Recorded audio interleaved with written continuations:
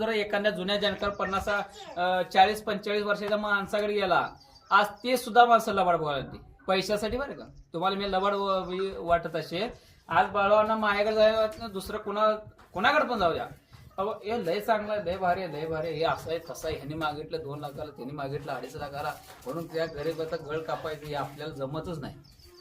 बाबा नवीन आहे ना, तुम्ही स्वतः अंतकरणाने मी सांगतोय, बाबा 3 लाखाला मागते, तू 90ला घेऊन जा, तुझ्यासाठी मी 10,000 सुचतो, पण तू नवीनला तोटा करायला ना भाऊ. हे बाद आहे, ही घेऊ नको, ही बाद आहे. हा माझ्यापेक्षा आहे पण बाद आहे, माझ्यापेक्षा आहे पण बाद आहे, पण घेऊ नको, हे असा म्हणणारा पोरगा आहे मी. एक मिनिट, बालाजी खिलार शेतकरी परिवारानं तुझंच नाव केलंय किंवा तुझी ओळख करून दिली किंवा माझ्यामुळे तुझा फायदा केलंय, अनेक जणांचं नाव केलंय, पण काय सांगू शकशील उदाहरण तू अनुभवलेलं? त्या माणसाचं मी नाव घ्यायला मी त्याचं मोकळं नाही, त्या माणसाचं मी मोकळं नाही.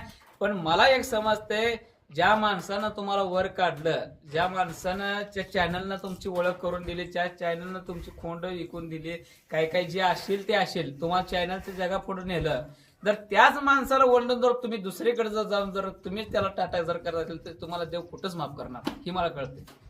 त्या माणसानं अंतकरणानं तुम्हाला ओरडून आपल्याकडे एवढं घरोघरने जाऊन शूटिंग काढून एवढं त्यांना काय कामं नाही ते काय नाही ते काय विषय, सगळं काम धंदा घरदार सोडून जर तुम्ही त्या माणसाला 2-2 दिवस तुमच्या घरी येऊन राहत असेल, जर तुम्हीच त्यांना फायद्यापुरतं जर तुम्ही समजत असेल, मग ते देव तुम्हाला खरोखर माफ करेल का हो?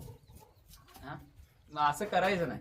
या माणसानं आता मला काय साहेबाला बोलवत आलं नसतं का, काय मी फोन करणार नव्हता, बाबा साहेब किती जरी लांब असलं मी फोन केला येतोच, आणि मला साहेबांचा कधी ना 2 दिवसाआड मला फोन असतो, कंटिन्यू साहेबाचा फोन असतो, त्यांचं सहकार्य आहे. हा, त्याच्यामुळेच. ओंकार, तुमचा व्यवहार झाल्यावर प्रथम कोणाच्या कानावर घातला जाहिरातीसाठी?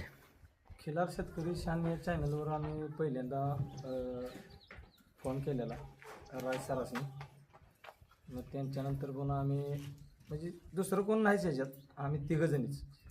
पहिल्यांदा बालाजीने घेतलं तेव्हा सुद्धा तुम्ही मला फोन केला, तर मला का फोन करा असं वाटलं?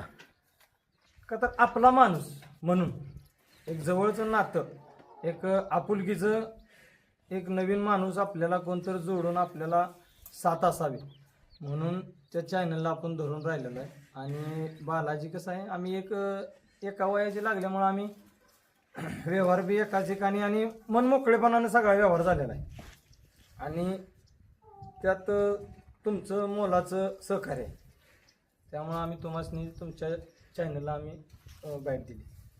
ठीक आहे ओंकार, पुढील गोष्टीसाठी किंवा तुमच्या खिलार संगोपन वाढीसाठी आणि खिलार वळू मालक एक उत्कृष्ट होण्यासाठी या परिवाराकडून शुभेच्छा.